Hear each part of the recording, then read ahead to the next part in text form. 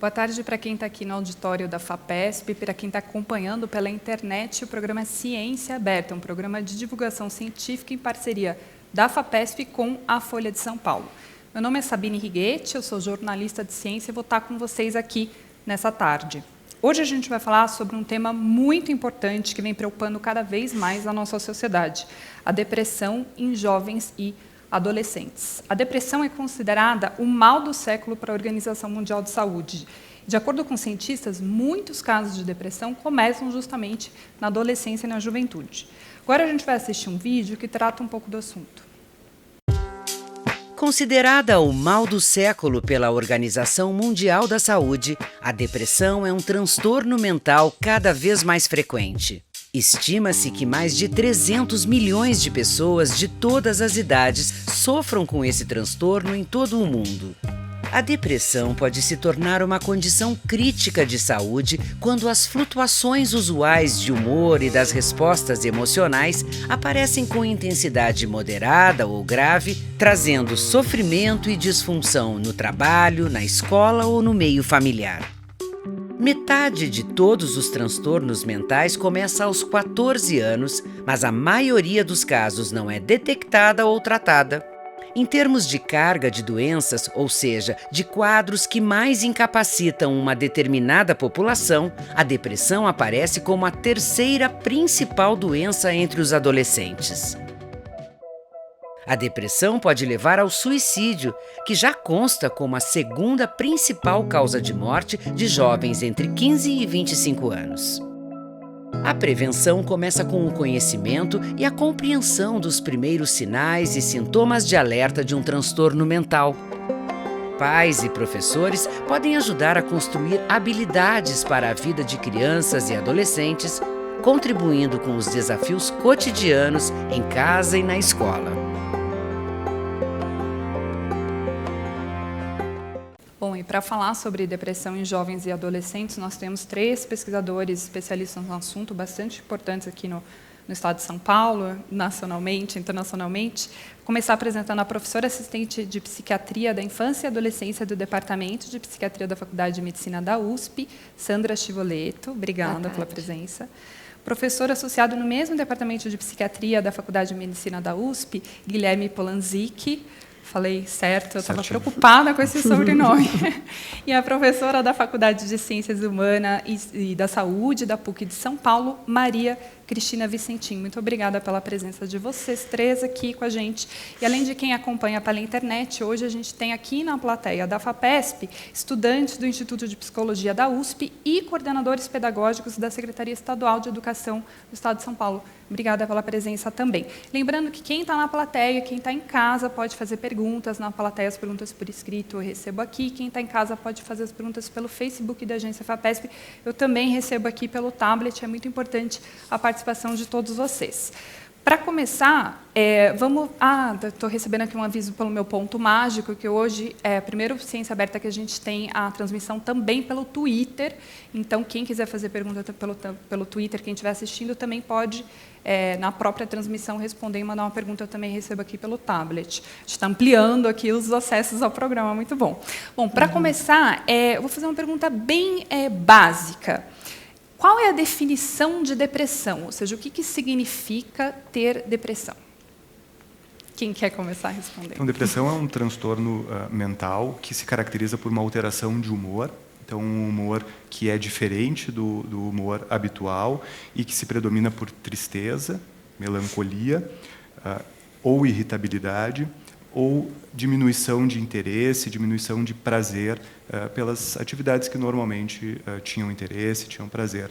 Essas alterações de humor, elas são absolutamente necessárias para que a gente faça o diagnóstico de depressão, mas, além delas, outros sintomas precisam estar presentes. Então, alterações neurovegetativas, que a gente chama, alterações de sono, alterações de apetite. O que são alterações neurovegetativas? Então, são alterações de sono, de apetite, as pessoas podem dormir mais do que habitualmente dormiam, ou menos, comer mais, implicando em aumento de peso ou menos, uma diminuição de apetite, sensações de cansaço, fadiga, dificuldades cognitivas, então de atenção, de manter na execução das atividades que normalmente tinham capacidade, pensamentos negativos, uma ideia negativa sobre si mesmo e sobre o futuro, e também, eventualmente, pensamentos de morte. Então, esses todos sintomas podem estar presentes e fazendo, né, para um diagnóstico de um episódio depressivo, que pode ser único, aconteceu num determinado momento e nunca mais acontece, pode ser repetido ao longo do tempo, e aí nós temos um transtorno depressivo. Quer dizer que você pode ter um episódio de depressão numa fase da vida, que não se repete. Exatamente. Isso pode acontecer.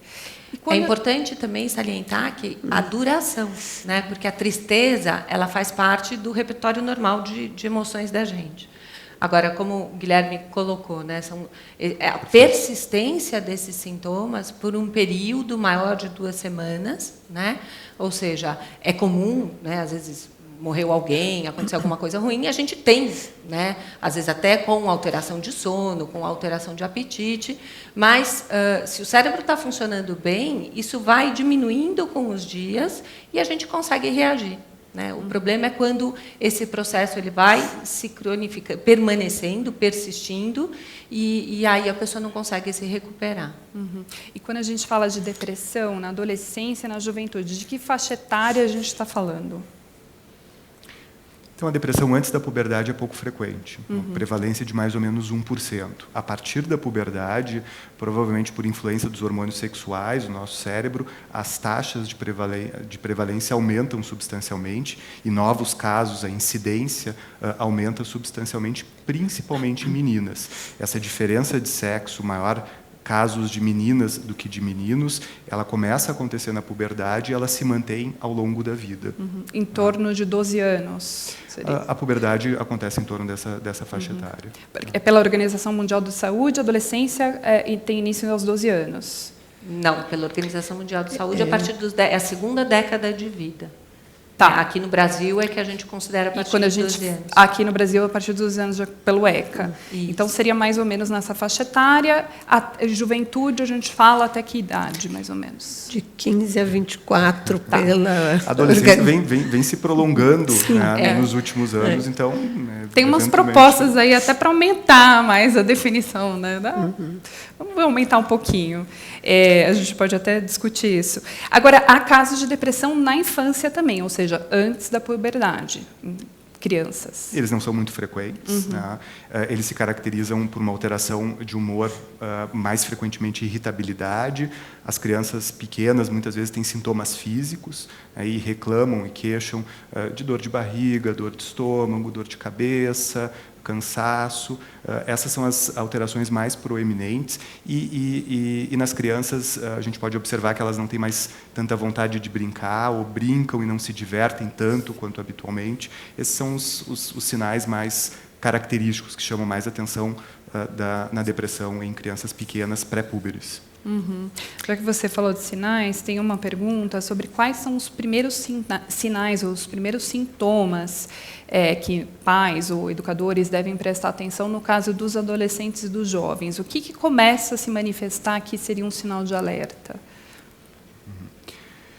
Uma alteração de humor é algo importante. Muitas vezes o humor é algo é uma experiência individual, né? Então muitas vezes os jovens não contam o que de fato estão sentindo, pensando. Na adolescência isso é ainda mais frequente, né? Existe um distanciamento natural e desejável, inclusive. Então muitas vezes na adolescência a gente observa comportamentos, então um isolamento social maior, mesmo com os amigos que antes gostavam de estar juntos não gostam mais, ou um desempenho escolar prejudicado, pensamentos de morte, referência à morte, suicídio, sempre é um sinal de alerta, não necessariamente que implica num risco grande, mas sempre é um sinal de alerta que a gente precisa avaliar e entender o que está por trás. Acho que para o próprio adolescente uma sensação de que parece que o mundo está perdendo o colorido, né? As coisas não têm mais tanta graça que tinha antes, começa a ser muito difícil tomar uma decisão, porque não tem uma coisa boa e uma coisa ruim. É o ruim, o outro que também né, não é tão bom assim, parece que, né, tudo fica difícil, tudo fica complicado, e aí, como o Guilherme colocou, uma certa irritabilidade, uma coisa que tudo incomoda, sabe? Como se, eu costumo dizer, está emocionalmente em carne viva. Coisas que antes não incomodavam, parece que agora bate um ventinho, aquilo já dói muito. Né? Então, isso a gente também tem que observar. Eu queria, talvez, introduzir só um elemento a mais aqui na conversa, que é... Porque, falando assim, pareceria que todos nós estamos, ou estivemos, ou estaremos deprimidos em algum momento. Né? Então, talvez trazer para a cena também o sentido que o próprio sujeito dá à experiência, o sentido que seu coletivo, seu campo, né, de inserção, de vida, também atribui a essa experiência. Porque, em saúde mental, a gente não pode reduzir, né, a experiência do sofrimento a um signo só sintomático. Ele tem um conjunto de sentidos, né, de construção e de narrativa. Então, é muito importante que a gente também pense o sentido que tem para aquele sujeito aquela experiência. Por isso que, talvez, né, 2 semanas é um indicativo, mas depende do contexto em que está se passando aquela situação. A gente sabe disso, a distinção entre luto, né, e melancolia, ou luto e depressão. Então, a gente sabe que o adolescente está submetido socialmente a ter que construir, né, um lugar de autonomia, de uma posição nova na vida, né, de sair de uma cena familiar para uma cena social. Isso carrega um monte de trabalho psíquico, social. Então, vamos dizer assim, de certo modo, certa experiência depressiva, né, ela é normal nesse sentido, não certos elementos, né, disso que a gente chama, que não é o que vocês estão caracterizando como depressão, né? Claro, então o diagnóstico diferencial é bem importante, e o sentido que um sujeito dá para essa experiência faz parte disso. E o sentido social também, que se constitui, né, nas formas de narrar o sofrimento, que lugar que a gente tem para as narrativas de sofrer hoje, né? Também esse é um elemento que ativa certos desamparos na própria construção de um destino que poderia ter, né, ali um momento difícil da vida, ter tido um outro destino de acolhimento social, de leitura e de acolhida, né? Trazendo aqui para a cena algum outro elemento importante na compreensão, né, já que a gente está falando né, de acolhimento, ontem eu coloquei no meu Twitter pessoal o tema do programa, e eu recebi algumas perguntas pelo Twitter. E uma pessoa fez a seguinte pergunta: a questão é, existe resistência por parte das pessoas mais velhas, eventualmente até os pais, né, do jovem, do adolescente, em aceitar que o jovem tem depressão, e como que essa resistência atrapalha o diagnóstico e o tratamento? Existe um desconhecimento sobre saúde mental muito, muito grande na comunidade leiga, científica. Existe um estigma muito grande que cerca a doença mental. A Organização Mundial de Saúde, esse ano, elegeu a depressão como o tema do seu Dia Mundial de Saúde, 7 de abril. E o slogan é: vamos falar sobre isso. E é o que nós estamos fazendo aqui, e é o que é importante que seja feito, falar sobre isso, porque a falta de conhecimento e o estigma que cercam a depressão e vários outros problemas de saúde mental são barreiras muito grandes para o reconhecimento, para o tratamento, e são, sem dúvida, situações que precisam ser vencidas ao longo dos próximos anos. Eu acho que uma questão importante, como a Cristina colocou, assim, existem, eu acho que incômodos na vida são importantes para a gente repensar algumas coisas e fazer mudanças. Mas talvez seja essa a maior diferença, né? A pessoa deprimida, ela não consegue transformar aquilo numa coisa de mudança, porque ela não tem perspectiva de futuro, né? O deprimido, ele perde a capacidade de enxergar a luz no fim do túnel. E não adianta você virar para ele e falar: então, reage, né? Faz força, fica feliz, porque se ele conseguisse fazer isso, ele não estava deprimido. Era outra questão, né? Então, é algo a mais do que isso, simplesmente de força para, né, né? Não é uma questão de fraqueza. Então, o que eu costumo dizer é o seguinte: se você tem pneumonia, você é fraco? Porque, de alguma forma, o teu sistema imunológico não te protegeu. Né? Algumas pessoas, você tem esse desequilíbrio neuroquímico, que não é uma questão de fraqueza ou de força, mas é uma vulnerabilidade que precisa ser identificada e tratada, e quanto mais cedo isso for feito, melhor para o indivíduo, né? Menos complicações. Então, eu acho que tem que ter, como tudo na medicina, uma cautela muito grande entre tudo é normal e vai passar, então, quando que uma dor de cabeça, é ok, vai passar, e quando é um aneurisma, nossa, como é que eu faço? Né? A tristeza e a depressão também, né? Nem tudo é da crise do momento, mas não quer dizer que qualquer tristeza é depressão. Então, agora, por isso a necessidade da avaliação. A avaliação de um profissional, né? Agora, em relação ao estigma da depressão, que certamente existe para todas as faixas etárias, mas será que nos jovens e nos adolescentes é um pouco pior, que eles são mais estigmatizados, porque talvez tenha essa ideia, né, de que, mas você é jovem. Existe isso? Sem dúvida. Então, os problemas de saúde mental em jovens ainda são menos conhecidos do que em adultos. E ainda existe essa fantasia de que a infância, a adolescência é um período excelente da vida, em que não existem compromissos, que as coisas são fáceis, e que não é possível que alguém, naquele período, esteja deprimido.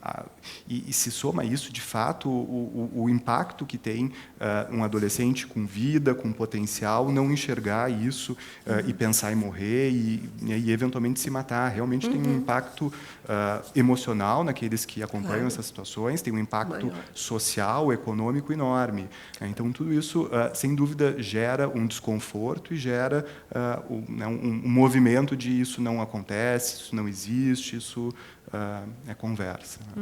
Eu acho que, particularmente, acho que sim, né? Acho que somos profissionais de saúde aqui preocupados com esse cuidado, mas todo sintoma, todo sofrimento tem também um valor social, né? Então, eu acho que quando o adolescente, por exemplo, passa um ato de fazer um suicídio, isso está indicando para a gente também qual é o valor da vida, que lugar, que sentidos a vida tem, interpela socialmente todo mundo, né? Então, eu queria dizer que também a depressão ela tem um lugar social que a gente precisa reconhecer, se isso que é vivido pode ser vivido como fracasso, como desistência, como apatia, não é uma resposta ao momento histórico em que a gente está, que cobra de nós, né? Alta performance, alto desempenho, desempenho, né, de produção máxima, uma sociedade que oferece muitos, né, clichês de o que você deve ser. Então, eu acho que a gente também tem que olhar o tempo histórico em que a gente está, o valor nesse sentido da depressão como também um analisador, uma denúncia, uma certa leitura.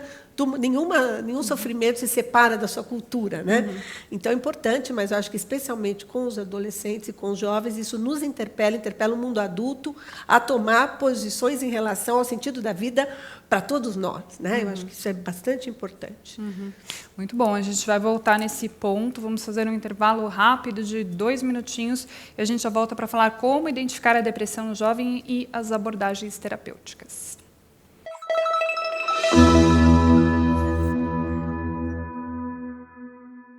Vai dar sequência aqui ao nosso programa Ciência Aberta sobre depressão em jovens e adolescentes, agora no segundo bloco. Lembro que quem está assistindo pode mandar perguntas pelo Twitter e pelo Facebook. Quem está na plateia também é amplamente convidado a fazer perguntas para a gente. A gente vai começar esse bloco com um depoimento do pesquisador da Unifesp, Pedro Pan, sobre a importância do diagnóstico precoce da depressão, e ele vai falar um pouco sobre um projeto de pesquisa dele, Conexão, que há 10 anos segue mais de 2.000 jovens, que já demonstrou certas mudanças no padrão da conectividade cerebral que são preditoras da depressão. Vamos assistir. Muitos estudos que foram publicados nos últimos anos mostram que a maior parte das doenças, dos problemas de saúde mental, começam mais cedo do que nós imaginávamos, começam ainda na adolescência. E esse é o caso também da depressão. Nós já conseguimos identificar casos de depressão através, por meio do exame clínico, de uma avaliação clínica, com sintomas que nós já conhecemos, como tristeza, irritabilidade, que é a manifestação mais comum, mais típica do adolescente, e sintomas também que chamam a atenção no dia a dia de um jovem, como perder interesse pelas coisas, perder o prazer por atividades que previamente davam prazer, né? Então, quando isso acontece, isso chama a atenção e deve, né, e se for prolongado, se isso durar mais que 2 semanas, deve gerar uma avaliação, né? Por que é importante identificar precocemente? Porque nós sabemos que identificar cedo diminui o risco de prejuízos maiores, como um jovem por exemplo, perder um ano escolar ou perder os seus relacionamentos. Então, com base nessas evidências, nós fomos buscar avaliar outros marcadores precoces, né? Por exemplo, marcadores que pudessem já estar dentro do cérebro por meio de exames de ressonância magnética. Então, há 10 anos, nós seguimos mais de 2.000 jovens em um projeto chamado Conexão, que atualmente, né, no início tinham 9 anos, agora já são adolescentes, e nós, né, conseguimos já demonstrar que algumas alterações, né, algumas mudanças de padrão da conectividade cerebral já são preditores de depressão para alguns jovens que vão desenvolver esse quadro com mais ou menos 12 a 13 anos. Bom, o pesquisador da Unifesp, o Pedro Pan, ele menciona no vídeo que a gente assistiu que algumas mudanças no padrão cerebral são preditoras da depressão. O que isso significa? A gente tem uma produção natural de substâncias que são estimulantes e substâncias que são calmantes. E isso tem que variar, porque é isso que faz com que a gente se mantenha adaptado às mudanças que acontecem no meio.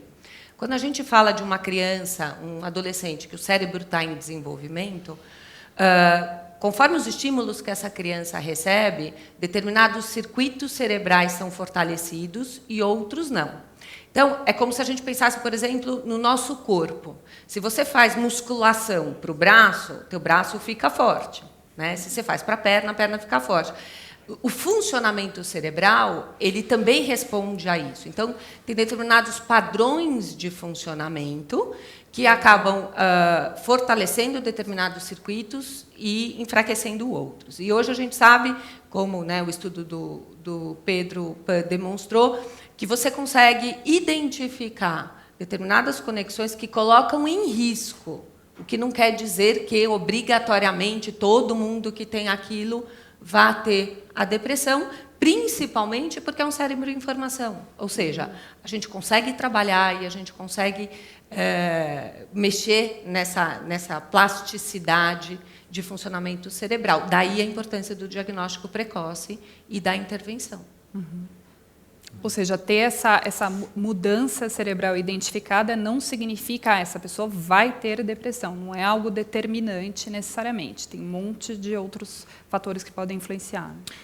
De forma nenhuma. Né? É determinante, e, inclusive, a tradução disso para a clínica ainda não existe. Então, não existem testes, seja de imagem cerebral, de funcionamento, ou outros quaisquer, que possam nem diagnosticar, muito menos prever que o indivíduo vai desenvolver depressão ou outro transtorno mental. A gente ainda está no âmbito da pesquisa, né, da investigação, e a expectativa é que isso possa acontecer nos próximos anos, que nós possamos gerar testes diagnósticos, né, mas isso ainda não é a realidade clínica.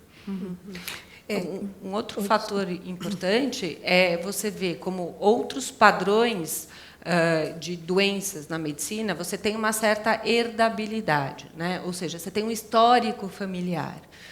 Se você tem outros casos na família, se você tem, né, histórias, principalmente pai, mãe, irmãos, familiares próximos, de qualquer doença, incluindo a depressão, o risco de ter aumenta, o que não quer dizer que obrigatoriamente vá ter. E da mesma forma que outras doenças, se você sabe, por exemplo, que na sua família tem um monte de casos de infarto, portanto, eu preciso tomar cuidado, ter atividade física, cuidar da minha alimentação, cuidar do sobrepeso, ou seja, tem medidas que a gente pode fazer para prevenir determinados desfechos. A mesma coisa se aplica para os transtornos mentais, em maior ou menor grau. Então, é muito importante também que a família entenda a necessidade de conhecer o histórico dessas doenças, né? Principalmente, como o Guilherme falou, envolvendo saúde mental, existe um estigma muito grande, as pessoas não gostam de falar e têm uma visão um pouco de que não é doença, o que dificulta muitas vezes a gente até mapear esse histórico e que ajuda muito na avaliação diagnóstica também. Pensei também que é importante a gente lembrar o nosso conceito de saúde mental é um conceito ampliado, a gente trabalha com qualidade de vida, com condições de vida, portanto, trabalha com corpo, sujeito e cidadania, né? Acesso aos bens culturais.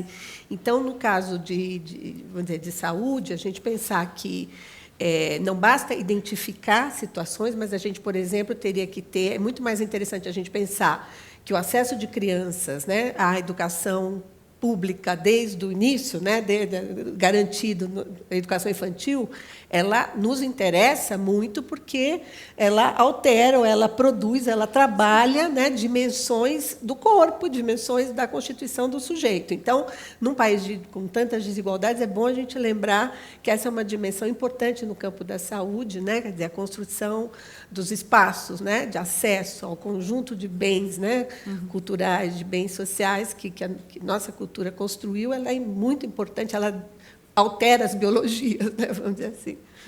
O assunto vai muito além do campo da saúde, na verdade, né? Ele atinge aspectos da vida. Tem uma pergunta da plateia, a gente falou aqui um pouquinho sobre aspectos hereditários, né, do histórico familiar, e tem uma pergunta sobre a trajetória da genética na depressão. O que já dá para falar sobre isso?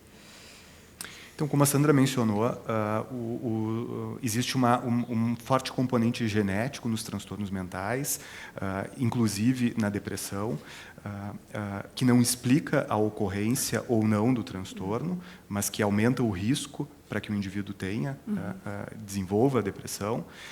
Como a Maria Cristina mencionou, fatores estressores de vida também fazem parte desse mecanismo da etiologia de como surge a depressão, que interage, então, com os fatores genéticos.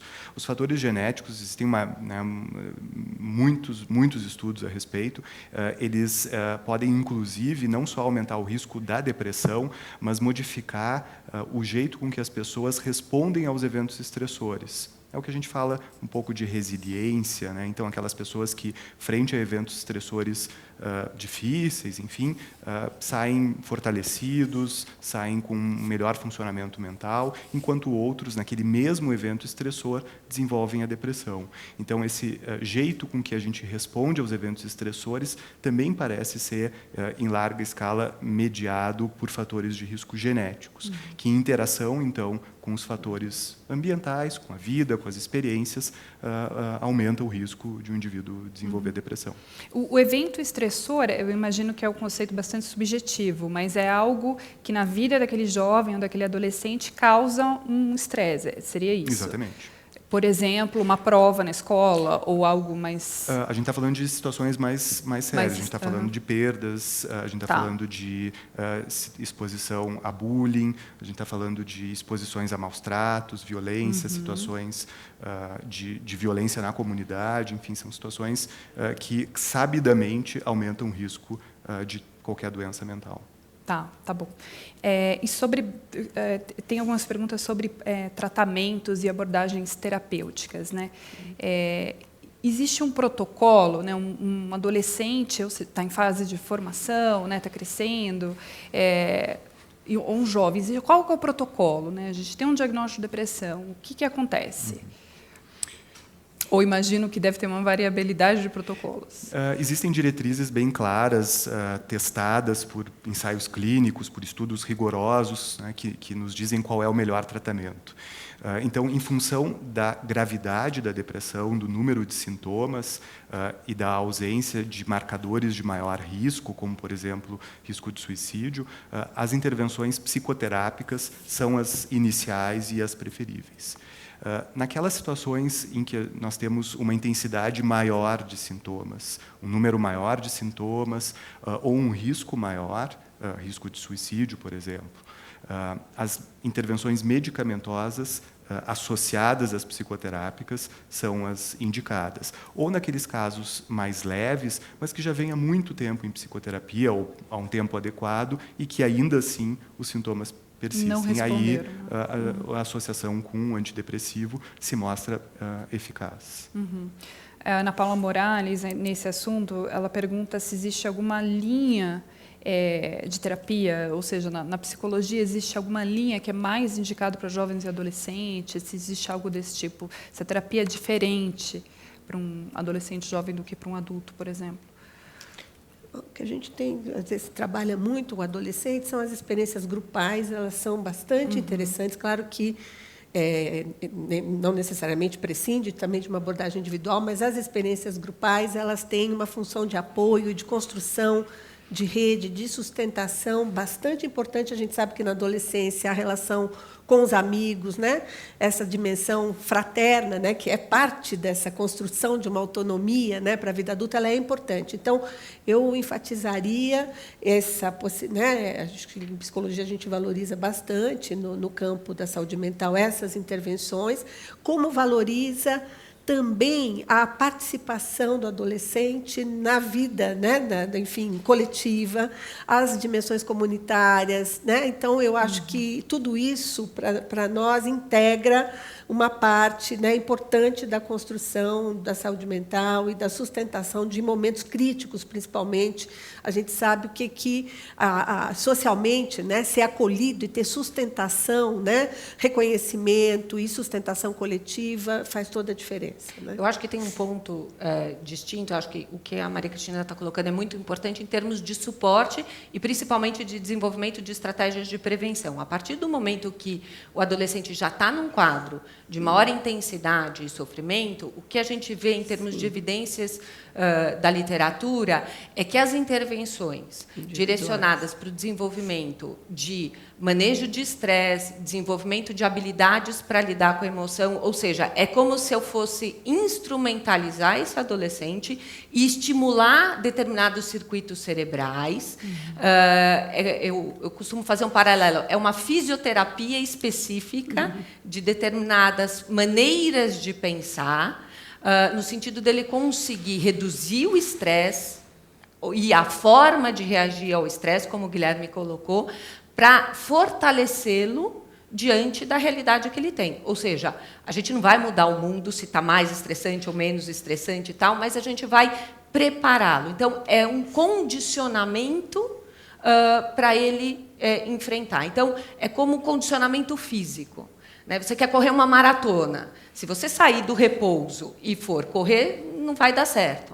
Mas, se você tiver um preparo, e a psicoterapia tem essa função, né, analisando ali caso a caso, de desenvolver essas habilidades, para que, estimulando esses circuitos cerebrais específicos, a gente consiga essa estrutura fortalecer esse alicerce e aí o indivíduo reagir.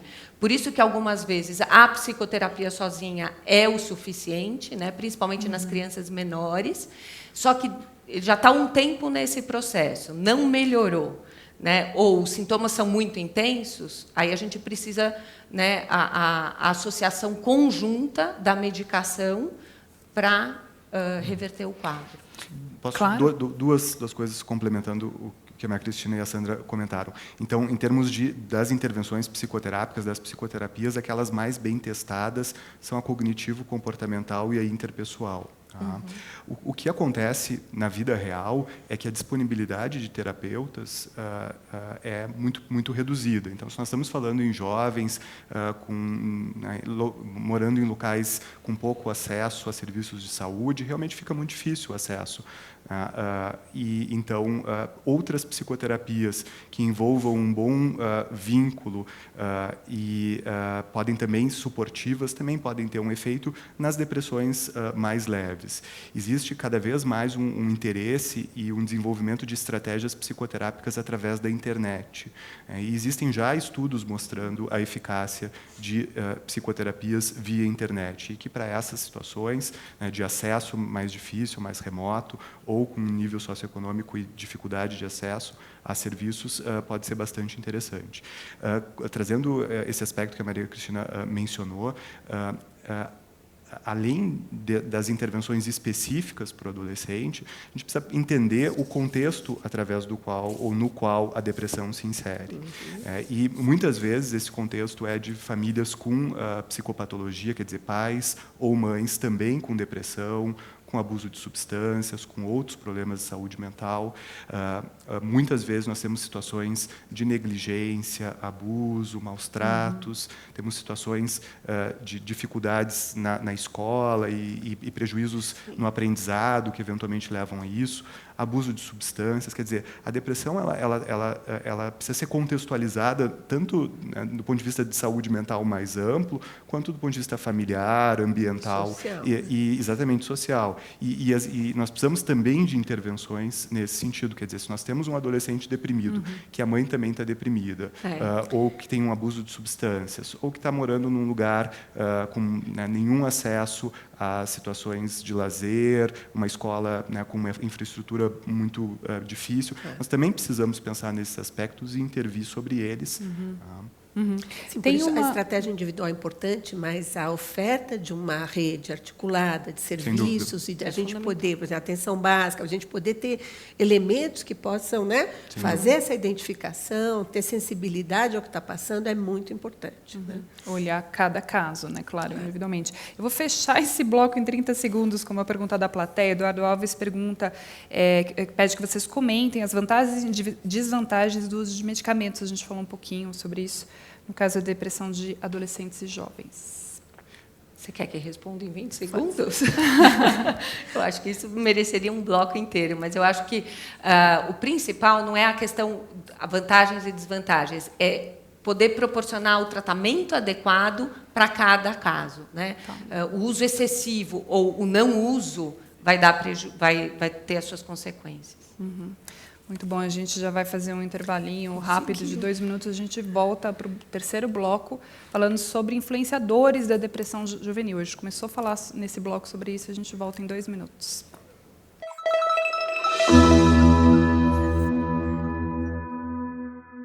A gente vai dar sequência agora ao nosso terceiro bloco do programa Ciência Aberta sobre depressão em adolescentes e jovens. A depressão nessa faixa etária, ela pode estar relacionada também com a competição no ambiente escolar, né? A gente falou um pouquinho sobre isso. A gente assiste agora um vídeo do Renato Alves, pesquisador do Núcleo de Estudos da Violência da USP, que fala sobre essa questão aqui ao Ciência Aberta. Pensar a escola e a depressão juvenil tem muito a ver. A escola é um espaço de socialização clássico. Né? O que faz com que essa escola, em vez de ser um espaço de acolhimento, um espaço até de aprendizado coletivo, um espaço também de produção de depressões. Então é comum a gente ver crianças e adolescentes deprimidos na escola, e isso passa por uma determinada forma de relação social hoje presente na escola da competição. Onde você não vai mais lá simplesmente para aprender e conviver, mas a todo momento você está ali sendo cobrado pelo seu desempenho, sendo cobrado pelo seu mérito, sendo cobrado pelo seu saber.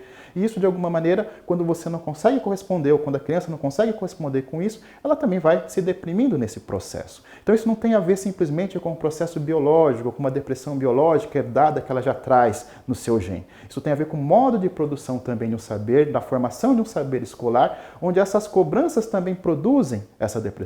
Ao você não conseguir corresponder com outra, é óbvio, é quase que natural, você também se deprimir. Isso também passa por essa parte de formação desse saber, hoje, no modo como a escola produz. Uma escola quase que de uma produção industrializada, né? Onde você não tem tempo para subjetividade, você não tem tempo para suas particularidades, e inclusive para esse tempo de você aprender. Você é obrigado sempre a corresponder com uma cobrança que é externa a você. E quando você não corresponde, uma das maneiras até de lidar com isso é muitas vezes você também se deprimir. E aquele espaço passa a não ser mais também o seu espaço. A segunda questão, que acho que vale a pena destacar, quando isso também se torna muito presente, muito preeminente, vai fazendo com que esse espaço também se torne um espaço onde as relações vão se tornando cada vez mais violentas. Bom, o Renato Alves menciona, né, no vídeo a questão de como o ambiente da escola pode contribuir para casos de depressão em adolescentes e jovens. A minha pergunta é, algo mudou na escola? Quer dizer, a escola sempre teve esse papel que poderia contribuir, um ambiente de competição, ou hoje a escola está mais competitiva? Eu não sei se é a escola ou é a manifestação dessa cobrança. Então, por exemplo, você tem hoje o uso das mídias sociais, que eu acho que tem um aspecto bastante positivo, no sentido de fornecer um suporte, né? Então, de repente, está mais angustiado, está preocupado com alguma coisa, você consegue mandar uma mensagem para alguém e aí você recebe um retorno positivo, isso é bom, mas, muitas vezes, isso acaba facilitando a reverberação, ou seja, alguma coisa acontece dentro da sala de aula e ela não fica mais restrita à sala de aula. Ela contamina, então o adolescente ele vai embora para casa e aquilo continua acontecendo, a cobrança continua existindo, ele não tem um lugar mais de refúgio. Então, como o Guilherme colocou, o estresse, e já foi dito, é um fator de risco. Né? Se você entender o estresse como o seu cérebro percebendo que você precisa reagir a alguma coisa, né, uma ameaça ou alguma demanda, e essa demanda ela é constante, é um motor funcionando o tempo inteiro. Isso vai gerando um desgaste que pode culminar com um quadro de depressão ou outro transtorno, dependendo da vulnerabilidade da pessoa. Uhum. E nesse contexto da escola, isso que você está falando, a gente precisa pensar que dos estressores mais importantes, ou particularmente importante na adolescência, são as sensações de rejeição social, de exclusão social. Né? O adolescente, por todos os processos emocionais, pelo que está passando, ele precisa do grupo para se identificar, ele precisa pertencer a um grupo. E ele é muito mais sensível às rejeições sociais do que o adulto, do que a criança.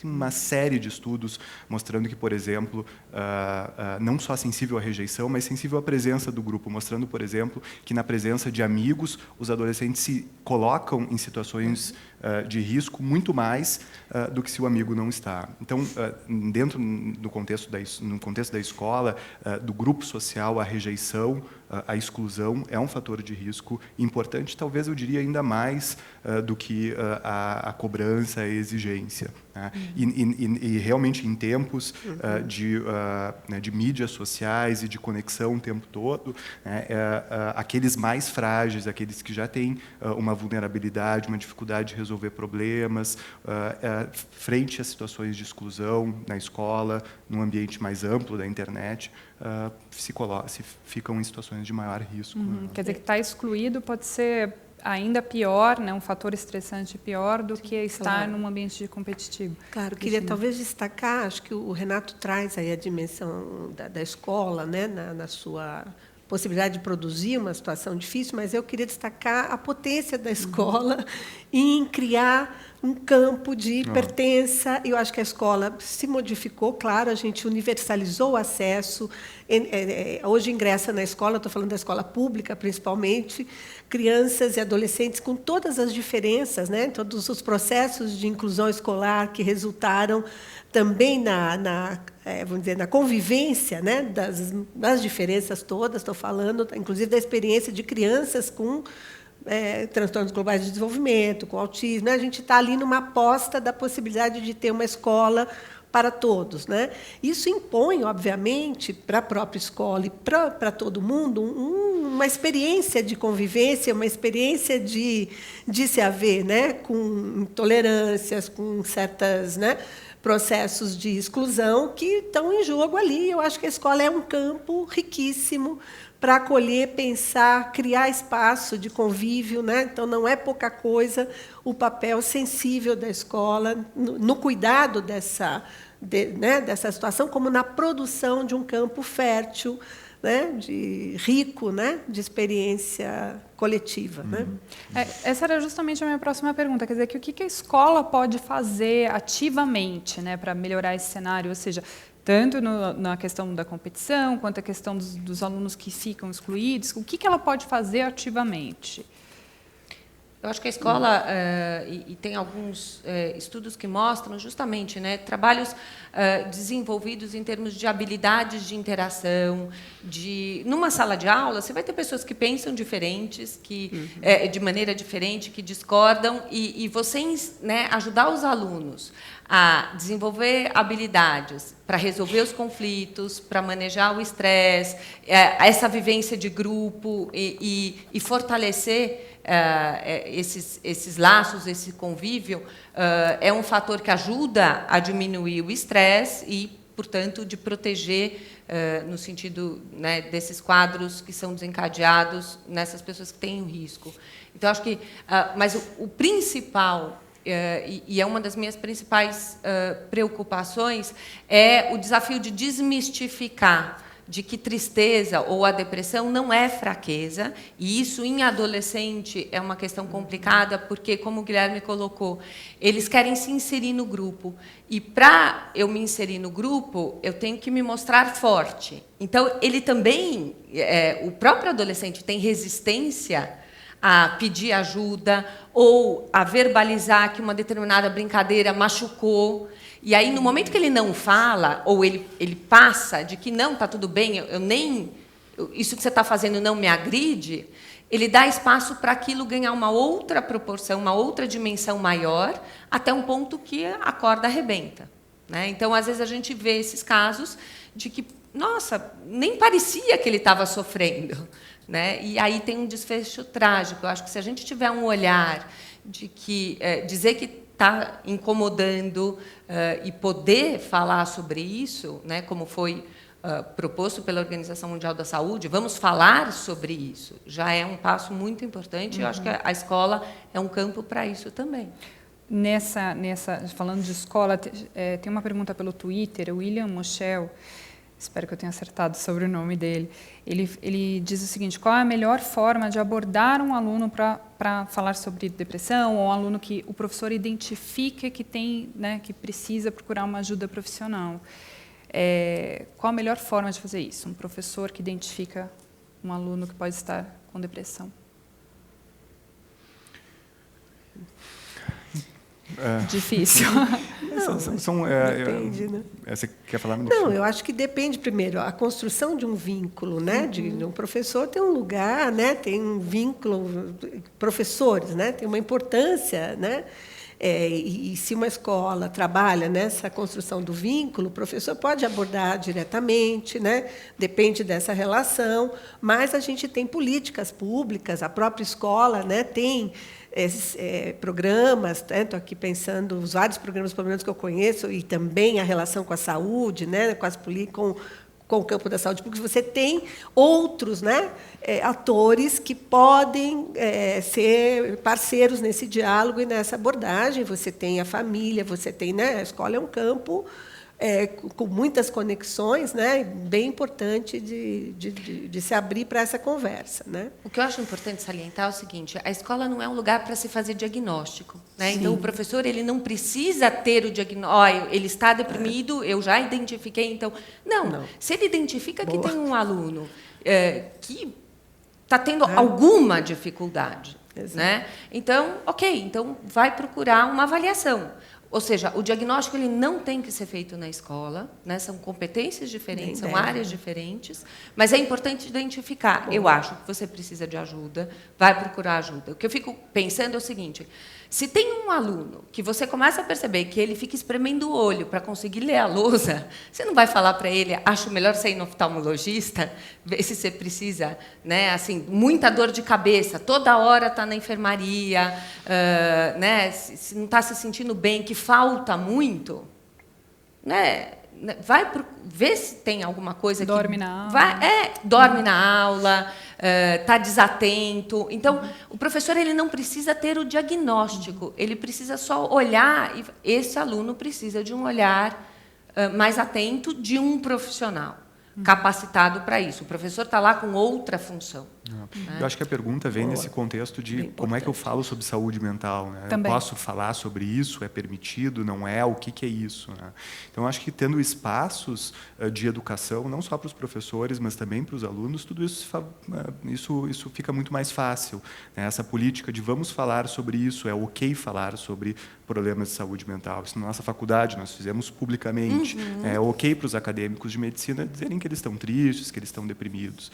Então, isso é importante. E dentro de uma construção, de uma abordagem em etapas, quer dizer, a gente está pensando em promoção da saúde, a gente precisa pensar em prevenir fatores de risco, como, por exemplo, bullying, a gente precisa pensar em identificar aqueles com sinais, quer dizer, são diferentes etapas de uma abordagem ampla que precisa se ter em relação à saúde mental. E aí entra também outros fatores de risco importantes na adolescência, o uso de drogas, né, o uso de álcool, de substâncias, né, eu acho que ter esse olhar ampliado. Eu lembro de uma escola que começou a falar sobre alimentação e, de repente, parecia que estava com uma epidemia de transtornos alimentares, quando, na verdade, é que os alunos começaram a prestar atenção no quanto eles comiam, no peso de cada um. Se eu estou magra demais, eu estou com anorexia? Não necessariamente. Mas eu acho que é poder falar sobre a saúde mental da mesma forma que se fala sobre o funcionamento do organismo. Tem uma pergunta aqui da plateia que vai um pouco na linha do que você estava falando. A Denise Krain, ela pergunta: há estudos que relacionam o início das doenças psiquiátricas, como depressão, na adolescência e na juventude, ao uso de drogas químicas? Sim, porque você está mexendo do mesmo jeito, como o Guilherme mencionou. Você tem um bombardeamento desse cérebro com hormônios, né, que tem um ápice na adolescência. Se você pensar que esse cérebro que ainda está em formação, você começa a colocar ali outras substâncias que vão interagir com os estimulantes e com os calmantes, eu vou mexer nesse equilíbrio neuroquímico. E esse cérebro, vai tentar compensar isso. Né? Então, é óbvio que o risco aumenta. Ninguém vai complementar.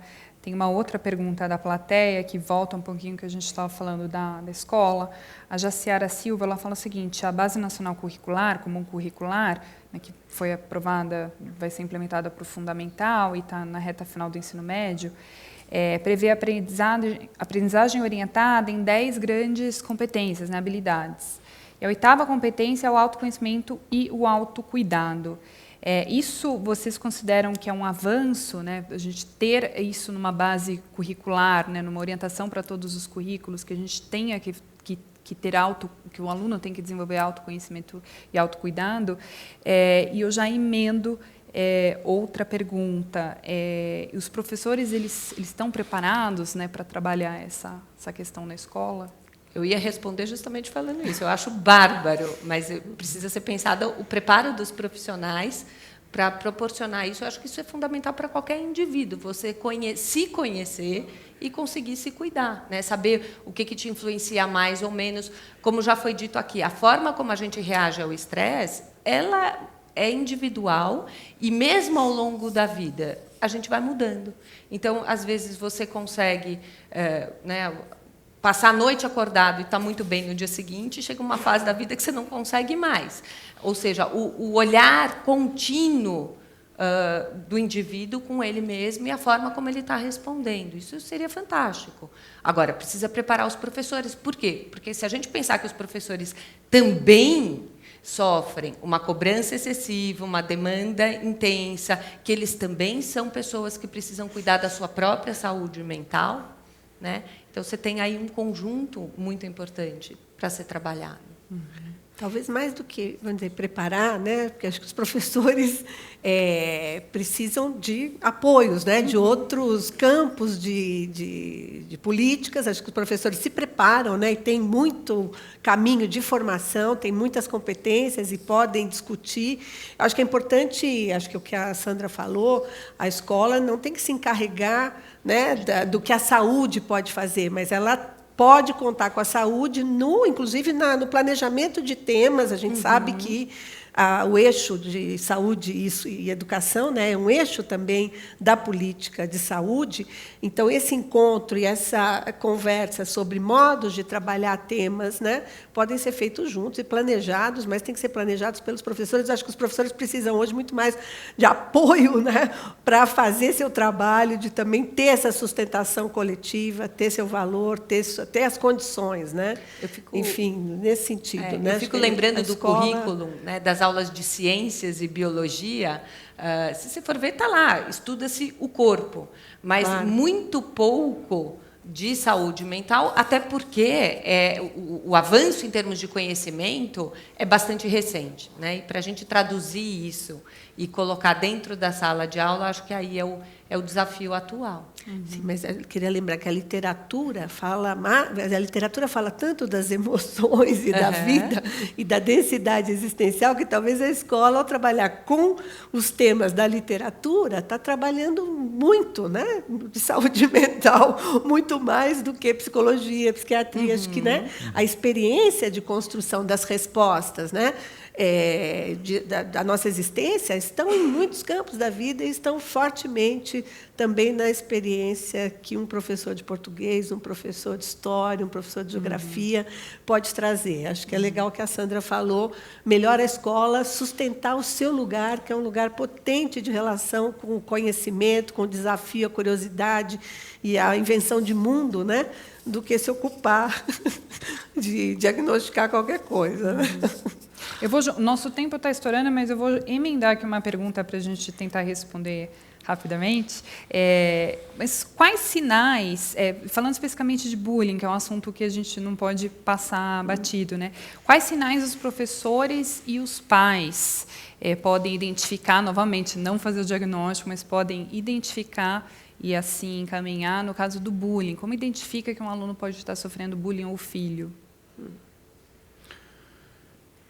Então, realmente, o adolescente, o filho precisa contar o que está acontecendo. Né? Essa é uma discussão ampla, profunda, né? O quanto os pais devem ter acesso ao mundo virtual, quando a gente está falando de bullying virtual, quando a gente está falando de bullying, né, tanto quanto nós conhecemos até então, né, o bullying físico, as escolas elas têm uma visão e um conhecimento sobre o que acontece, que precisa ser cada vez mais aprofundado. Né? Então, a gente precisa identificar, seja a criança contando ou se percebendo, entendendo o ambiente onde a criança está e o que está acontecendo. Né? E, realmente, é um fator de risco importante, não só para a depressão, mas para outros problemas de saúde mental. Sempre pensar que aqueles mais frágeis antes das situações provavelmente são aqueles que vão ser as vítimas, e também nunca esquecer aquele que perpetra o bullying, aquele que faz, porque ele também, certamente, tem alguma questão que precisa ser cuidada. Muito bom. A gente falou um pouquinho nesse bloco sobre mídias sociais, cibercultura e como isso está relacionado, né, com depressão em jovens e adolescentes. No próximo bloco, a gente volta para falar especificamente sobre mídias sociais e cibercultura em 2 minutos.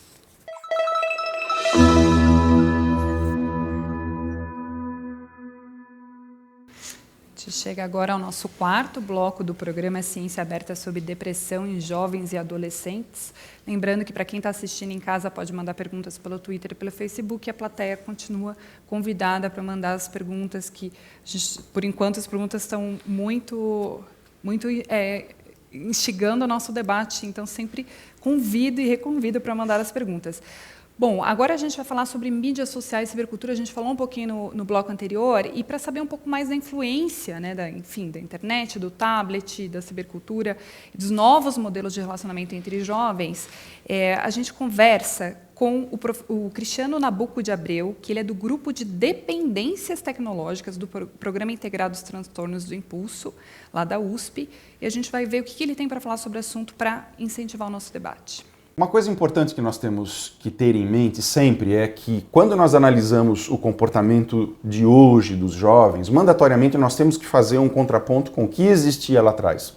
Sabemos que lá atrás os grupos, né, os nossos ancestrais viviam em comunidades de até 120, 130 pessoas, e nessas comunidades sempre havia alguns poucos que são denominados, na verdade, dos machos alfa, ou das fêmeas alfa. Macho alfa era aquele que saía para caçar, que protegia a tribo, era aquele que, em função disso, tinha uma série de benefícios, e os demais, aqueles que não eram os alfas, obviamente conviviam de uma forma muito tranquila. O que acontece hoje com o jovem do momento presente? A hora que ele entra numa rede social, que ele enxerga lá 4, 5 mil amigos, ele vai ver, na verdade, perfis que estão hipervalorizados, eles estão envernizados de uma realidade que a gente sabe que não é verdadeira, mas, ainda que saibamos, isso cria um impacto muito negativo, ou seja, é como se o cérebro desse jovem, nesse momento, ele diria, puxa vida, né, todo mundo consegue ser alguma coisa e eu não sou nada. Então, isso vai gerar, como efeito colateral, ansiedade, vai trazer depressão,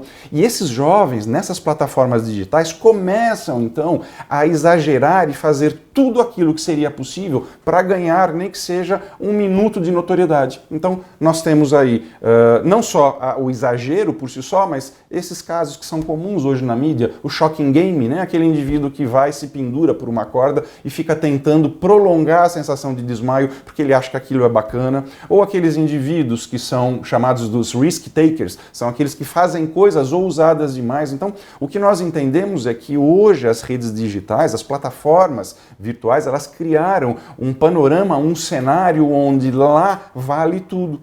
E muitos jovens, exatamente pelo fato de não terem ainda o processo de maturação cerebral finalizado, eles se arriscam, mas eles não conseguem dosar qual é o tamanho do passo que eles dão. Então, a pergunta que eu deixo para vocês é a seguinte: como que vocês entendem que os pais dessa geração digital deveriam estar sendo preparados para lidar com a quantidade de informação que chega e que muitas vezes não é positiva?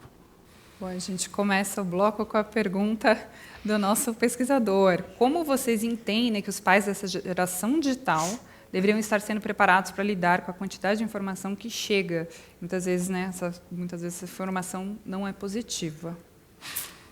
Quem pode responder? Eu não me arriscaria a responder essa pergunta agora. Eu acho que precisa elaborar um pouquinho essa questão, se me permite, Sabine, porque eu acho que esse é um tema extremamente instigante, um tema que nós não temos respostas, nós não, de fato, sabemos o impacto, de uma forma consolidada, o impacto que as mídias, o impacto que os videogames têm sobre o cérebro da criança pequena, do adolescente. Tem uma série de estudos emergindo, e não tenho dúvida que existem diferentes trajetórias e diferentes impactos que as tecnologias podem ter. Como a Sandra falou, a tecnologia pode ser um meio através do qual o adolescente pode pedir ajuda. Muitos contam que, de fato, se sentem inseridos, pertencendo a uma comunidade, fazendo parte. Para outros, provavelmente, a gente tem dificuldades que se criam. Tá? E diversas dificuldades, como foi mencionado, tanto essa questão de todos têm mais, eles são mais e eu tenho pouco. A gente tem todas as exposições a situações de violência, situações absolutamente inadequadas, como também ele mencionou. Então, tem uma série de nuances aí que precisam ser muito bem deturpadas, muito bem elaboradas, assim, nesse sentido. Eu acho que o Cristiano mencionou uma coisa de que, justamente, ali no mundo virtual, eu tenho um monte de perfis, né, mais maquiados, e, por vezes, o adolescente também ele dá uma maquiada no seu próprio perfil. E aí, o que acontece a hora que ele vai para o mundo real? Ele próprio criou uma situação difícil para ele, porque ele se sente meio que cobrado de manter aquilo que ele criou no mundo virtual. E isso vai gerando um estresse, né, uma sensação de insegurança, de que eu não sou o suficiente para manter tudo aquilo que eu criei, né, e se torna um fator de estresse, e não mais de um instrumento, uma ferramenta de inserção e de apoio. Então, às vezes, eu vejo isso na prática. Adolescentes que, né, no mundo virtual, conversam e são extrovertidos e têm vários amigos, e aí encontram esses mesmos amigos no mundo real e não conseguem conversar. Né? Por quê? Porque eu não vou manter, eu não vou sustentar. Mas eu acho que é uma coisa positiva isso. Né? Quer dizer, ele tem uma inserção ali, tem uma dificuldade, eventualmente uma inibição, a gente sabe que isso é comum, e no mundo virtual ele exercita a identidade dele, e a gente sabe que isso é algo que bem-vindo na adolescência, exercitar diferentes identidades, imaginar como eu gostaria de ser. Claro, é uma construção. Se for uma estratégia para trazer... é aquela, né, onde que eu acho que a coisa complica. Quando, então, se eu tenho dificuldade para transpor para o mundo real, então eu vou ficar só no virtual. E aí ele vai restringindo, né, e deixando de interagir no mundo real, se afastando da família, verdade, se afastando isola, né? Do debate do olho no olho, e migrando para um outro tipo de interação, que pode estar confortável naquele momento, mas eu não sei se isso é viável a médio e longo prazo.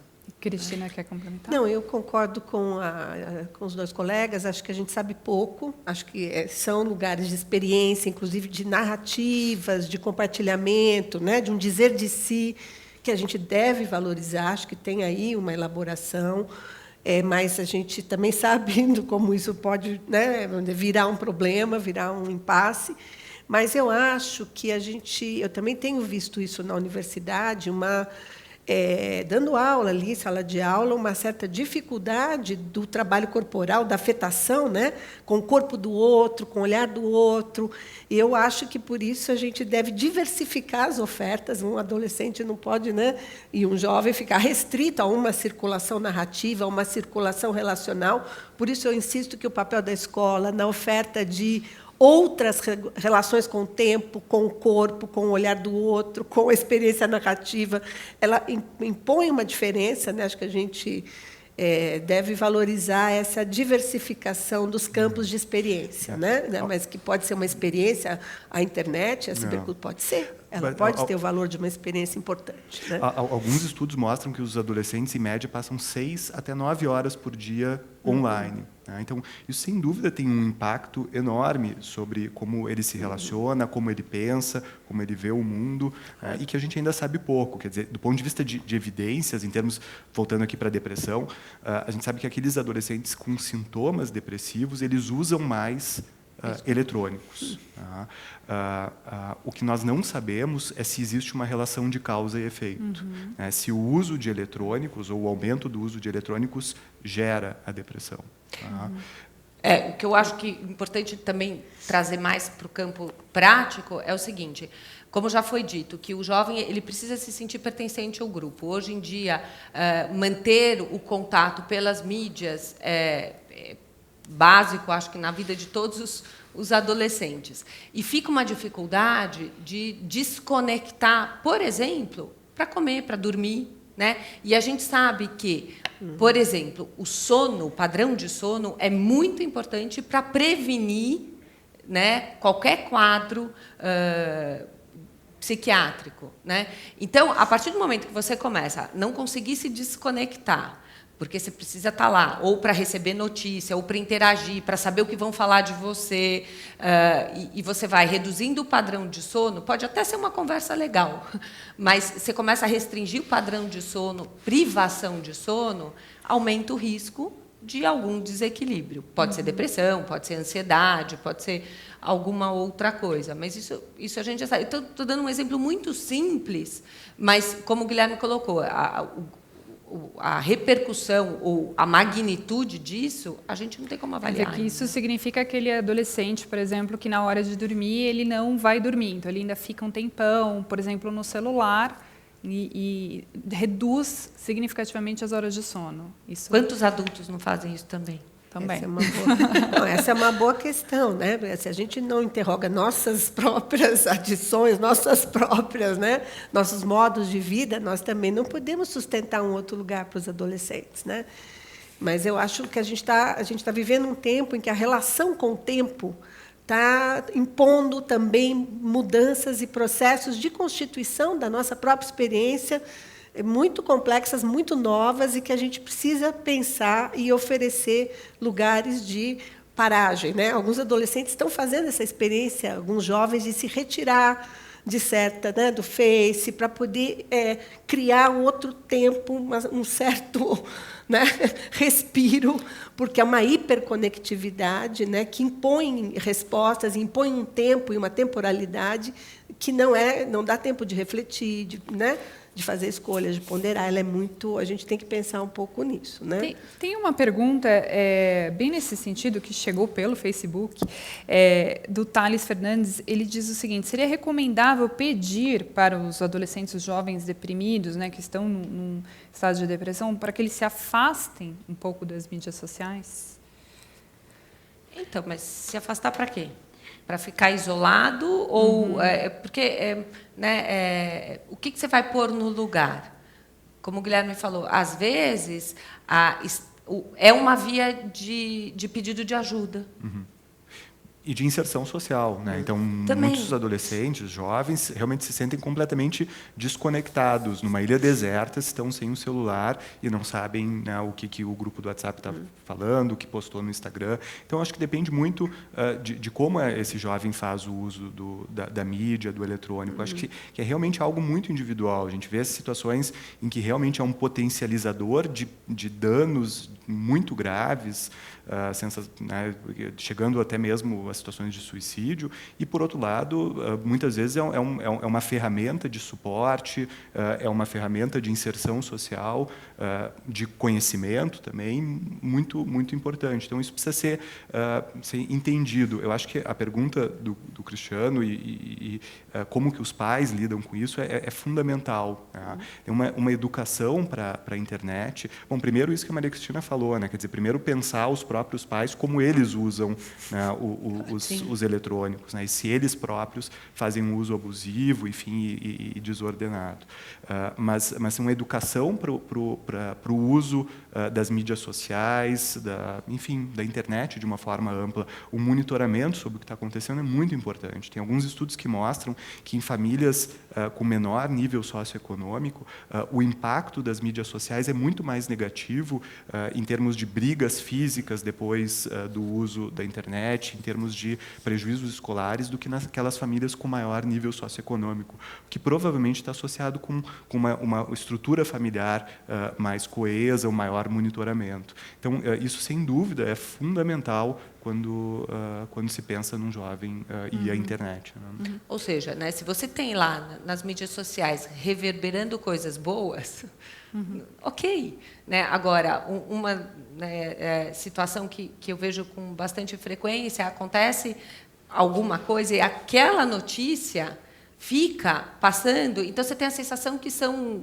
10 casos. Na verdade, é um caso, mas que aquilo fica sendo bombardeado e falado, e isso vai gerando um desgaste. Então, acho que não tem o bom ou o ruim, né? Tudo tem que ser avaliado caso a caso, o momento do adolescente. A gente falou um pouco, antes da gente entrar aqui no palco, sobre a questão das configurações familiares e como a tecnologia entra, as novas tecnologias entram desse trato familiar, né? Chegou uma pergunta pelo Twitter que diz o seguinte: o aumento dos casos de depressão entre adolescentes e jovens pode estar relacionado com um distanciamento da família? Quer dizer, o jovem está mais distante de alguma maneira da família? Quer dizer, isso está relacionado? Vocês identificam isso? O que a gente sabe é que o suporte tanto começa em termos de habilidade do indivíduo, da estrutura da família e uma maneira mais ampla da comunidade, são fatores importantes de promoção de resiliência. Se você pensar a resiliência, a capacidade de enfrentar situações difíceis e lidar com o estresse, no momento que você tem um afastamento desse suporte, você está aumentando o risco. Né? Ou seja, o adolescente, a criança, ela vai se sentindo sozinha para enfrentar uma situação difícil. Isso pode aumentar ou até gerar um momento de desespero, né? E que, naquele momento, ele tem uma atitude que passa a ter né, um impacto definitivo para um desespero que era momentâneo. E alguns estudos recentes mostram essa sensação de solidão, né, que é algo Isso. que a gente já sabe há muito tempo, mas tem um impacto importante nos jovens, aumentando o risco de problemas de saúde mental. Então, de fato, é algo importante. Se isso está mudando na sociedade e isso é causa de um eventual aumento de casos de depressão no Brasil, por exemplo, a gente sabe que existe em outros países, isso a gente ainda não pode determinar, mas que em casos individuais, como a Sandra está mencionando, isso sem dúvida acontece. Vamos fechar esse bloco falando de um assunto que também não pode ficar de fora, os jogos, né? A gente tem uma questão de jogos que sugerem práticas suicidas e que muitos adolescentes jovens têm contato e jogam, viram meio de diversão. O que a gente pode... Isso preocupa os pais, preocupa os professores? O que dá para falar sobre isso? O que a gente vê é que os jovens que acabam entrando e aceitando esse tipo de desafio, eles já têm uma vulnerabilidade prévia, né? Porque aqueles que eles podem até se interessar, mas ele logo percebe assim, isso aqui não vai dar certo, né? Eu vou fazer outra coisa. Aquele jovem que precisa desse jogo, que leva a desafios constantes e se colocar em risco, isso mostra que é um adolescente que já estava num sofrimento, que já estava numa insegurança, e como, por exemplo, o uso de drogas, como outras ferramentas que para ele pode parecer solução, acabam agravando o quadro. Não sei se vocês têm, né, uma visão... Ou seja, o jogo não é necessariamente uma causa, né? A gente está o tempo inteiro falando disso. O que a gente não é uma vê de causa. evidência até o momento na literatura é que quem entra no jogo já tinha uma vulnerabilidade prévia. Agora, tudo isso é muito recente, então é muito difícil a gente estabelecer essa relação de causa e efeito. Mas, de fato, essas situações, esses jogos e tantas outras coisas que acontecem na internet expõem os jovens, as crianças que estão na internet, a situações de violência, situações que eventualmente elas não têm capacidade de elaborar, de entender. Então, realmente, o monitoramento dos pais sobre o que está sendo consumido na internet é fundamental nesse sentido. Importante. Muito bom. Bom, a gente tem mais perguntas aqui chegando pelo Facebook, mas a gente tem que fechar o nosso bloco, então eu retomo o próximo com as nossas perguntas. No quinto bloco, a gente vai falar sobre ações de cuidado e prevenção na depressão de adolescentes e jovens, daqui 2 minutos.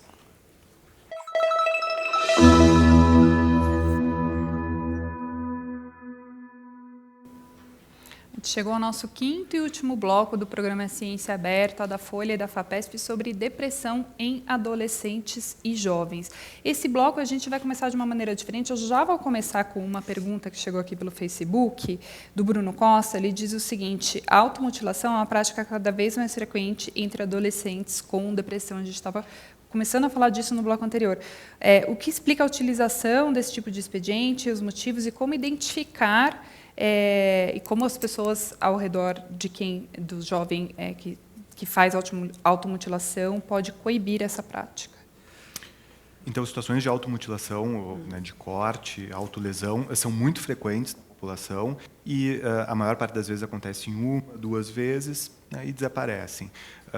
Naqueles jovens com maior risco, seja depressão, ansiedade, dificuldades em relações interpessoais, essa é um comportamento que pode se perpetuar. E existem vários motivadores para isso, desde autopunição, né? Então, em um jovem deprimido, a sensação de se autopunir mesmo, ou, frequentemente, de manejar o estresse, manejar a emoção frente a situações mais intensas. E quando a gente tem uma frequência grande desses comportamentos, alguns estudos mostram que, de fato, eles estão num contínuo com a suicidalidade, com tentativas e mesmo suicídio. Então, de fato, nessa população um pouquinho mais específica, que usa desse método para gerenciar problemas, ou mesmo mobilizar a atenção, essa é uma população que precisa ser muito bem cuidada. Alguém quer complementar? Não, como o Guilherme falou, às vezes eles acabam usando a automutilação como uma estratégia para lidar com uma intensidade emocional que pode está relacionada com depressão ou não, mas isso deixa muito claro que é um adolescente que não está conseguindo manejar as emoções e que precisa de ajuda justamente nesse sentido, de desenvolver as habilidades necessárias para lidar com a intensidade da emoção. Agora, voltando só para o bloco anterior, a gente vê que tem influência da mídia nesse sentido. Também. Né? Claro. E de outros comportamentos, também, eventualmente, comportamentos alimentares, como a mídia muitas vezes apresenta isso para os adolescentes, às vezes para as crianças, e, de alguma forma, dão um modelo, né? E estimulam. E, obviamente, naqueles mais saudáveis, eventualmente vai experimentar uma vez, e aquilo vai ficar no passado. Aqueles possivelmente mais frágeis vão, né, estruturar um comportamento a partir de então. A mídia seria o adolescente ter acesso a como fazer automutilação, por exemplo. Ou notícias de pessoas notícias. famosas que fazem, ou, sabe, os modismos. Né? Então, está na moda. Então, parece que para pertencer àquele grupo, eu preciso fazer também. Né? Então, ok. Eu vou experimentar, eu vou fazer, eu vou... Né? Então, a forma como as coisas são divulgadas, a gente também precisa cuidar. Mas, de todo modo, quero insistir também na construção do sentido que tem para o jovem essa experiência, porque, é claro, a mídia tem um papel aí decisivo na medida em que ela constrói também a própria noção de sofrimento, ela constrói a noção de patologia, ela modula, né? Ela cria. E eu tenho visto algumas experiências de trabalho nos serviços de saúde mental da rede pública com esses jovens que fazem essa experiência, em que eles mesmos constroem uma narrativa própria e, a partir da própria construção, né, de uma experiência sobre o que se passa com ele, algo também se desconstrói ou se altera, né? Por isso acho que esse acolhimento, né, do sentido que tem para o jovem e do sentido nesse tempo, muitas vezes é um sentido de risco, de experimentação, mas pode ter outros sentidos. Eu acho que isso também abre, né, um lugar de fala do próprio adolescente. Acho que a gente também devia prestar atenção nisso, né? Como é importante que eles formulem também, né, o que é que está se passando. E por isso as redes eventualmente têm esse papel. A própria construção entre os jovens dessa experiência é interessante da gente acompanhar, porque eles também formulam sua compreensão do que se passa socialmente também, para eles fazerem isso. Né? É interessante a gente prestar atenção no lugar, na elaboração que eles também fazem, né? E dar importância para isso. A gente assiste agora um vídeo da Adriana Foz, que é pesquisadora do Laboratório Interdisciplinar de Neurociências Clínicas da Unifesp. Vamos ver o que ela fala sobre depressão e a gente continua a debater.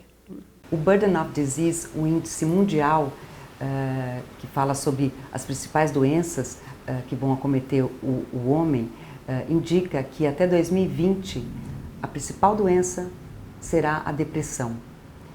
O que está acontecendo com o mundo que essa doença da mente, essa doença do cérebro vai fazer com que haja tanto sofrimento?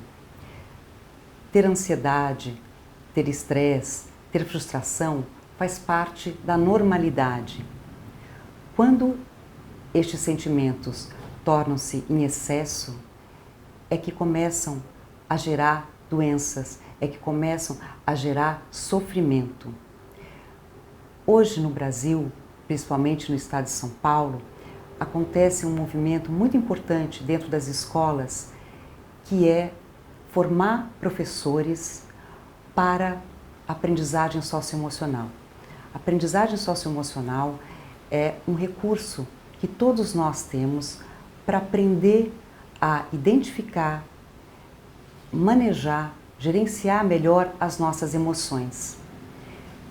Se, desde que somos crianças, podemos processar e entender, compreender as nossas emoções, sejam elas a tristeza, a raiva, o medo, nós vamos ter muito mais clareza e muito mais condições para que a gente possa lidar com as mesmas. E com isso, vamos provavelmente ser menos afetados pelo estresse e por esses outros sentimentos.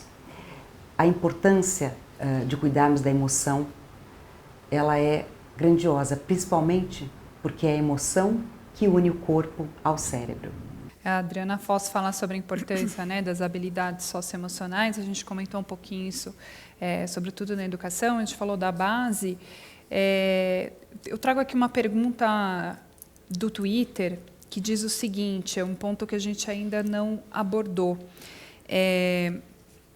Ele pergunta se aumento de casos de depressão na adolescência e na juventude pode estar relacionado a mudanças alimentares. E aí ele menciona que ele viu uma vez um médico falando isso. Há estudos que relacionem, por exemplo, fast food e depressão?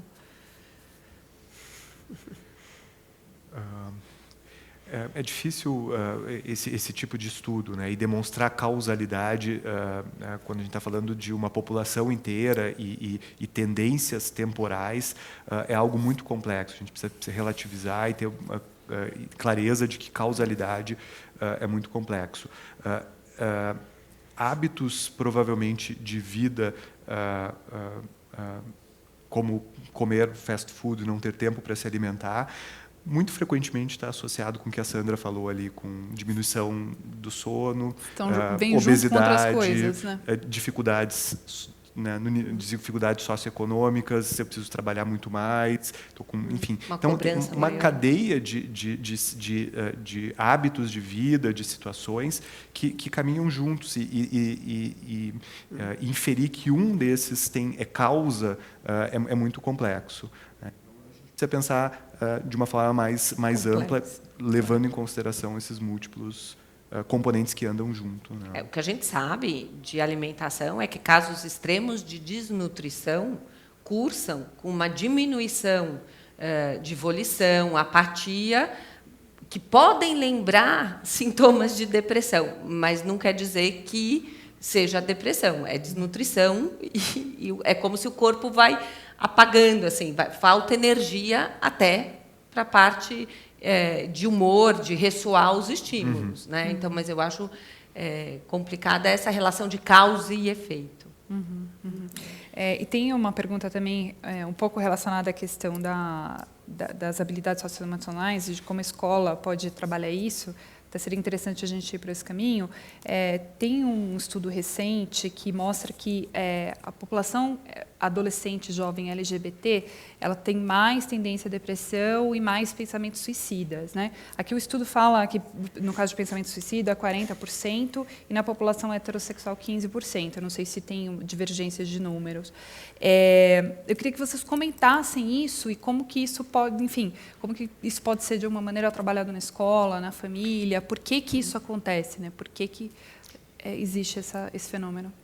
Eu queria comentar um pouquinho, talvez trazendo assim o papel da escola, né, e esse lugar potente da escola. Eu fiquei pensando depois, por exemplo, o papel da cultura, da música, dos jovens que transformam situações de estigma em afirmação, né, do seu lugar de vida. Estou pensando no rap e estou pensando que a escola tem um papel de educação para direitos, né, porque, vamos dizer, boa parte do sofrimento em relação a quando você tem um modo de vida que foge da norma, né, e a discussão do sofrimento e da patologia não se separa da forma como a sociedade também inclui novas formas de vida como formas legítimas, como formas que podem ter lugar no mundo, né?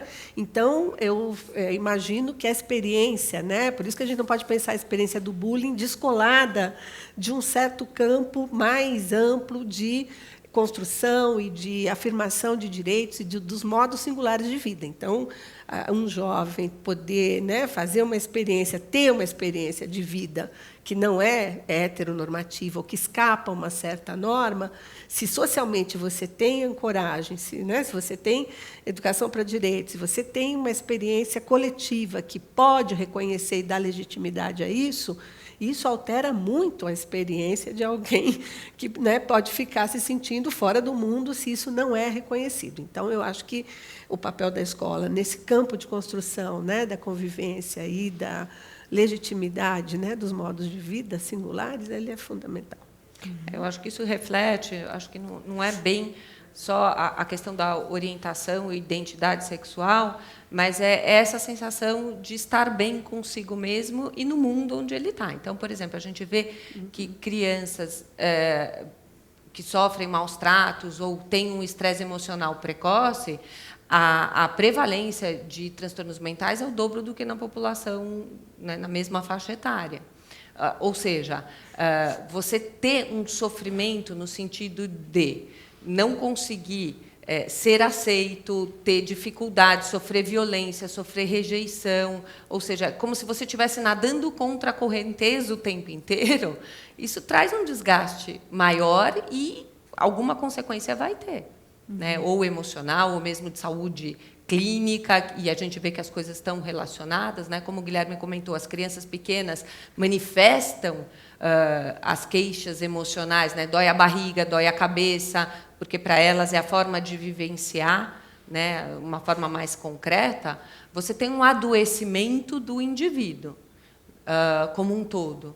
Então, eu acho que lidar com questões de uma não aceitação, independente aí da orientação sexual, isso pode envolver outras esferas, gera um estresse que aumenta o risco. Né? Ou seja, pode ser a não aceitação de minorias, né, do aluno com deficiência, por exemplo. O imigrante, o refugiado, uma questão religiosa, enfim. Né? Tem uma outra pergunta.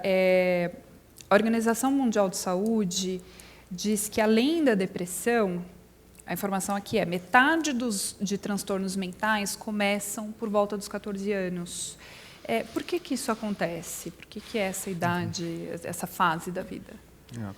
Esse estudo é um estudo, a referência é um estudo norte-americano que avalia uma amostra representativa da comunidade daquele país, e o que eles mostram é que, entre os adultos com algum tipo de transtorno mental, 50% deles têm sintomas antes dos 14 anos de idade e 75% tem sintomas antes, agora não vou me lembrar se é 18 ou 24 anos. Né? Então, a gente tem sintomas. Tá? Não que a doença propriamente dita já esteja estabelecida e possa ser diagnosticada. Tá? Esse é um campo de estudo muito produtivo e que vem mostrando realmente que as origens dos transtornos mentais largamente está na infância. Tá? Seja porque, como o cérebro se inicia o seu desenvolvimento no período pré-natal, perinatal, a importância da relação materna, das relações de apego e as experiências iniciais nesse momento de maior fragilidade do cérebro são muito importantes e realmente deixam marcas que eventualmente vão se manifestar ao longo da vida, na adolescência ou mesmo na idade adulta. Como o Centro de Harvard de Estudo de Desenvolvimento Infantil ele coloca, construir uma casa onde na infância você está construindo o alicerce. Se esse alicerce ele tem as suas fragilidades, ele não está bem estruturado, você vai ter todo um funcionamento, uma estrutura que tem as suas fragilidades e isso pode descompensar lá na frente. Né? Então, como o Guilherme colocou, você consegue identificar sintomas, é como se fosse o funcionamento começa a falhar. Até ele estar com o quadro completo, acaba sendo na idade adulta. Mas a gente consegue identificar falhas, né, ou esse sofrimento, alguns sintomas, já na adolescência. E falando em prevenção, que realmente, se a gente for pensar em prevenir transtornos mentais na população de uma forma geral, e não só a depressão, mas de uma forma geral, transtornos mentais, o que nós precisamos, está muito claro, é atuar na infância, na adolescência. A maior parte dos adultos com um problema de saúde mental já iniciou na infância. E é o que nós vemos muitas vezes. Os adultos, às vezes, procuram... Puxa, as pessoas dizem que essa coisa de crianças com problemas de saúde mental é um modismo, não existia antigamente. Mas eu, hoje, um adulto contando, tenho depressão, tenho ansiedade, mas sempre fui uma criança muito tímida, sempre não consegui me divertir tanto, e lá na frente que a depressão aconteceu. E é o que os estudos realmente nos mostram.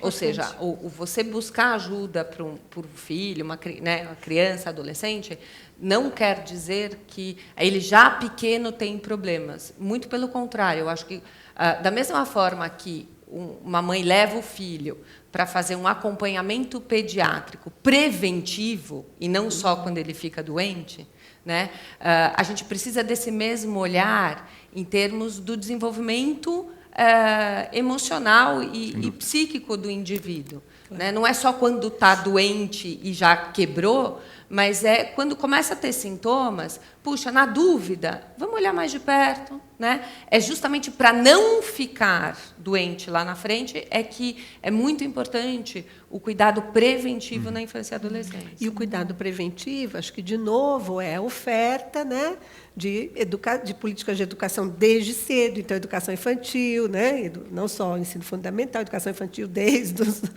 do comecinho, é a oferta de atenção em saúde continuada, né, então, a presença, né, de equipes de saúde que possam fazer longitudinalmente acompanhamentos, tudo isso que a gente tem, de certo modo, né, vamos dizer, definido pela política, mas ainda, né, insuficientemente implantado.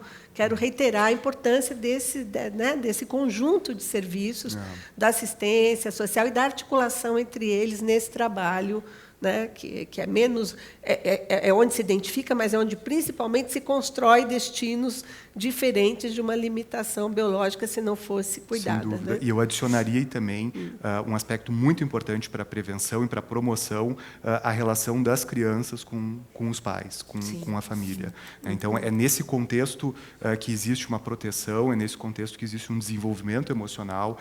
Existe uma literatura enorme mostrando os prejuízos que dificuldades na relação parental têm sobre o desenvolvimento emocional. Então, fortalecer ao máximo essa relação familiar, parental, e trabalhar, né, como foi falado, no desenvolvimento de habilidades socioemocionais, tem potencialmente um impacto grande na prevenção. Uhum. A gente está estourando o tempo aqui, mas tem uma pergunta que chegou pelo Facebook do Jackson Linhares. Quem puder responder rapidamente, ele diz o seguinte: como o SUS trata o jovem ou adolescente depressivo? Né? Se existe uma equipe capacitada, como que isso funciona no sistema público? Claro que sim. Claro que existe, né? Vou dizer, acho que a gente tem hoje uma oferta muito mais consistente, ela é bastante recente, né? Acho que é importante a gente dizer que a extensão de uma política de saúde mental de infância e adolescência, ela, né, vem sendo construída, a gente ainda tem, é insuficiente, né? Mas a gente tem, tanto na atenção básica quanto os centros de atenção psicossocial, que respondem a situações críticas, né? Que trabalham de forma territorializada, né, articulada com os outros serviços e que responde como equipe, né, multiprofissional, articulada inclusive com a escola, com a assistência. A gente tem isso como política e acho que ela é importante de ser, né, vamos dizer, ampliada e sustentada. Né? Então, a ampliação, sem dúvida, é fundamental. A gente tem um número muito insuficiente de serviços, considerando o número de crianças com problemas de saúde mental e mais amplamente com necessidades de cuidados em função de situações sociais. A gente tem um número muito insuficiente na saúde pública de uma forma ampla. Nós temos estados que não existem virtualmente profissionais treinados. Então, realmente, há muito que se desenvolver, tanto em termos de pesquisa, mas também de assistência. Eu acho que existe uma dificuldade de acesso, né, aos cuidados de saúde de uma forma geral, como já foi colocado aqui, né, não tem psicoterapia na rede pública, é muito difícil você conseguir, né, fornecer na intensidade, frequência e na quantidade necessária. E o que acaba acontecendo é que chega para o serviço de saúde os casos muito graves. E a gente acaba perdendo a oportunidade do que foi falado nesse último bloco o tempo inteiro, e acho que no programa todo, a chance de prevenir. Né? Então, a gente acaba atuando tardiamente, e isso é muito ruim. Então, garantir aí uma oferta maior e uma maior facilidade de acesso, eu acho que seria fundamental. Muito bom. Quero agradecer novamente a presença dos nossos 3 pesquisadores, a presença da plateia, de quem acompanhou pela internet. Hoje a gente teve bastante pergunta da plateia e da internet. Obrigada pelas perguntas, desculpa por não ter conseguido responder todas. E o Ciência Aberta segue, na última edição do ano vai ser no dia 4 de dezembro. Obrigada.